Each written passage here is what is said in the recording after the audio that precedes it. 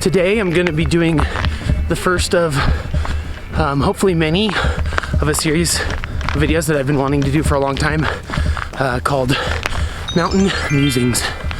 Basically what Mountain Musings is going to be is me hiking, not necessarily always in a mountain, but I like the alliteration, but it's going to be me hiking and talking about things that I think about a lot. The kind of whole idea behind this thing is that for me, hiking and getting out into nature and exercising is always kind of inextricably tied with a clearing of my mind. Something about being out in the mountains, out in the wilderness, clears my head and leaves me a lot of space to think. And so it just seems natural and just kind of stands to reason that it'd be a place that I want to talk about bigger topics and more serious things. So that's what this whole series of Mountain Musings is about. So today, Kopek and I are going to be hiking Tam MacArthur Rim Trail, and I'm going to be just kind of expressing my thoughts on the topic of identity.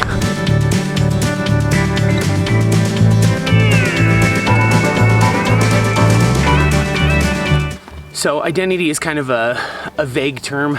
So what I kind of define it as is all the things that comprise your own image of yourself. So I kind of think of like a pie chart of who you are, and different sections comprise different parts of your identity. So that could be things like family, your job, hobbies, faith, sexual orientation, any sort of other thing, the things that you use to define yourself, the things that you count as most important to your own sense of self.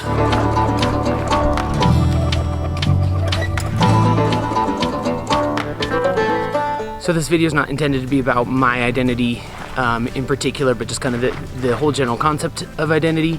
But to kind of explain further what I mean when I'm talking about identity, how I kind of am defining it. The things that make up my identity personally are things like I'm a vehicle dweller. That's obviously a huge part of my life. I'm a dog owner. Let's see, is Kopek back there somewhere? Come here. I'm a dog owner. There we go. I'm a Christian, believe in Jesus. That's a huge part of my life as well. I love hiking and being outdoors in general. Beer and coffee culture are a huge part of my identity, things that I put my time into. I love my family, and I believe that family is important. And yeah, so those are just kind of some examples of what I mean when I'm talking about this concept of identity. And those things all together for me, if you add them all up, make 100% of that pie chart that comprises my identity.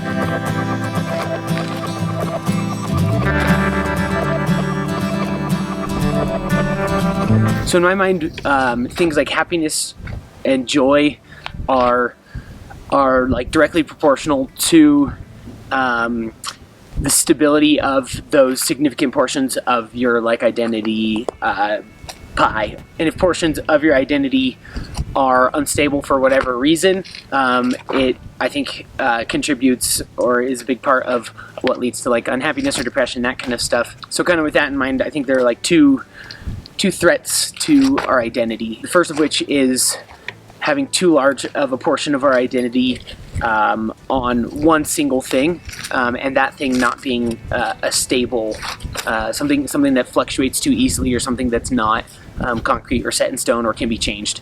Example that I think of for myself and just kind of in general is like heartbreak. I think is sort of a function of that.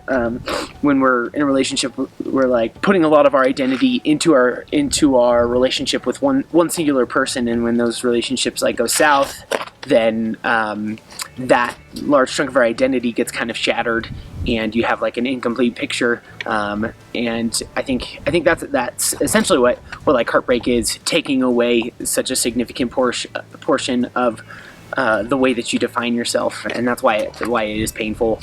The second threat to our identity, just kind of society's expectations of what our identity should be, in comparison with, oh, nice stick, Kopek, in comparison with our own sense of what we want our identity to be, or who we think we are, or what's true to our identity in reality, and not society's expectations. Kind of where I see that is most significant kind of in this day and age.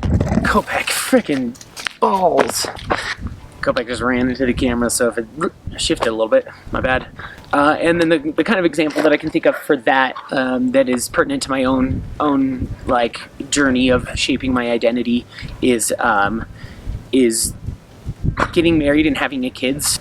I grew up in like as a part of like a Christian culture, and then was heavily involved in Christian community in high school and in college, and that has kind of become like a particular identity piece for that subculture of American society is getting married and having kids in that kind of like early to mid 20s range. And so I kind of adapted that into my own identity as like the future goals portion of my identity. So when I passed through my early 20s, through my mid 20s, into my late 20s, and now I'm at 30, it was sort of a progressively more difficult thing for me to deal with, because that portion of what I thought was my identity, that kind of like future goals and plans portion of my identity, which was get married and have kids, that sort of fell through, and it kind of created this identity crisis where I had to kind of take a step back and look at my life and realize that's not the only thing that legitimizes my life. So that's one, and there are a lot of other ways that society kind of sets expectations on our identity, and I think some of them can be much worse than that, and some of them can be less significant than that. But that is something that it does cause a threat to our sense of stability in our identity.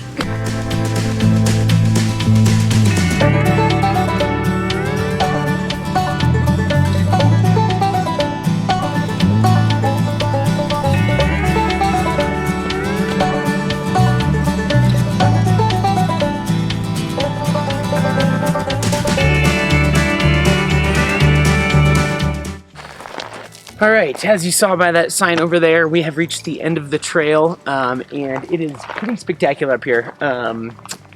Just as soon as we got up over this ridge, we kind of got a view of a whole bunch of different things. So we have a view just right down this way of the lake that you've seen on the way up. Then just over here, a new lake came into view, really cool looking lake. You'll get a shot of it. And then we've got these sheer cliffs over in fact, right beside me here is pretty much a straight drop for several hundred feet. And more sheer cliffs over there. Then we've got a range of mountains, all actually like 180 degrees of mountains here. Starting over this way, we've got Tumalo, Bachelor, Broken Top. So we've got South Sister kind of peeking up right here, Middle Sister there, and North Sister there. And then several peaks over in this direction here. And I can't remember which one's which, but you can, it's kind of a hazy day, but you can just very faintly see Mount Hood way in the distance, which is pretty impressive because it's quite a ways away.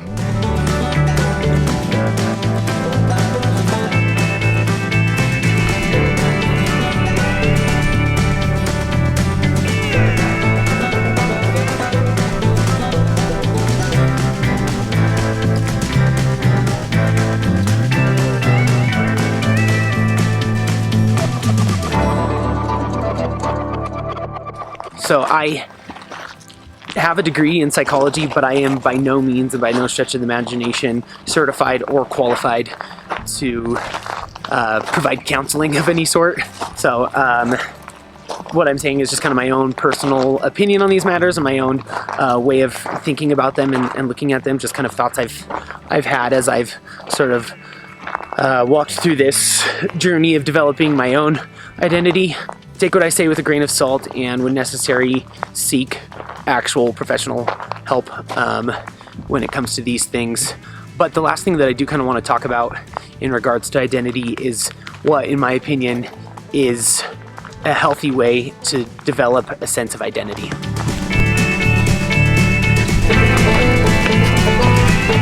So I think just kind of drawing on my own experiences with identity and trying to develop a sense of identity that is both stable and healthy First thing that kind of comes to mind for me is just having a complex identity, and I don't mean that like being complicated, but just with a lot of parts. I think it's healthy to have a lot of things that comprise you and kind of make up the totality of who you are. I think it is healthy to not put all of your eggs in one basket and to have a wide spectrum of things that define you. And I think probably it's healthy to have those things kind of vary in sort of the facet of life that they're relevant to. So like you can have a significant portion of your identity be related to career, and another one related to hobbies, another one related to relationships and family, another one related to philosophy, perspective, that kind of thing. I think varying it like that helps to keep me at least balanced. And the reason for that, I think, for having this kind of varied identity is because when one portion of your identity, when that rug gets pulled out from under you, you still have other parts of your identity that you can lean on.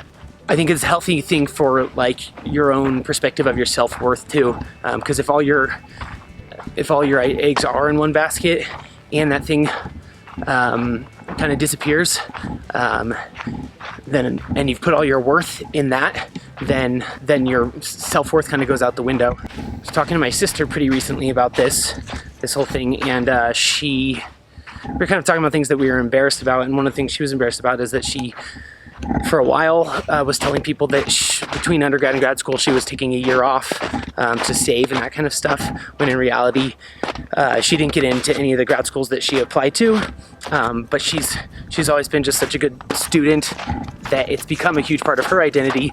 So when she was all of a sudden not a student but kind of expecting to be a student, that was the rug kind of being pulled out from under her. She had to kind of like take some time to assess for the proportion of her identity that like being a student was for her.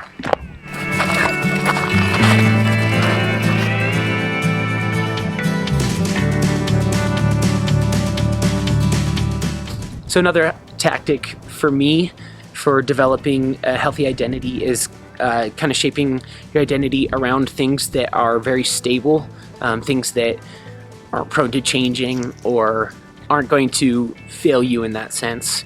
So for me personally, the part of my identity that this is most true of is my faith, my relationship with God. That's kind of something that through thick and thin and ups and downs of other parts of my identity or other things in my life, God remains a constant, and I know not everybody believes the same thing as me, but in my perspective, He's always there, and He's always looking out for me, and always even in tough times, using those tough times to shape me and mold me into a better person. There are other kind of things that are stable that people put their identity in, but that's kind of the one for me. And another stable thing for me is family. My family's been there my whole life, and so at this point they're a stable fixture for me, and they're people that I know that are on my side and in my court. Yeah, so that's kind of the second thing, shaping your identity around things that are stable and steady.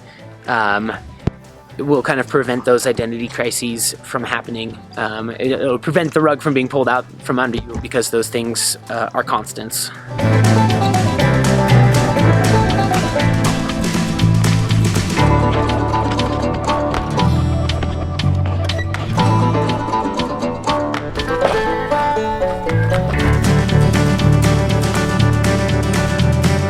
And then kind of my last thought on the topic is just that it's totally okay to change your identity, for your identity to take different shapes over the course of your life. Like I feel like there is this expectation, or there has been on me and on many people that I know, to like figure out exactly who you are by the time you're 18, or by the time you graduate college, or by the time you get your first career type of job. And things change, and you can't control every circumstance, and so it's okay for your identity to change a little bit. In fact, I think it's probably actually healthy for it to change, because I think it shows that you are willing to adapt and you're flexible. So yeah, thanks for coming to the channel. Thanks for watching this video. If you want to see more, go ahead and subscribe, and I'll hopefully see you in another video soon.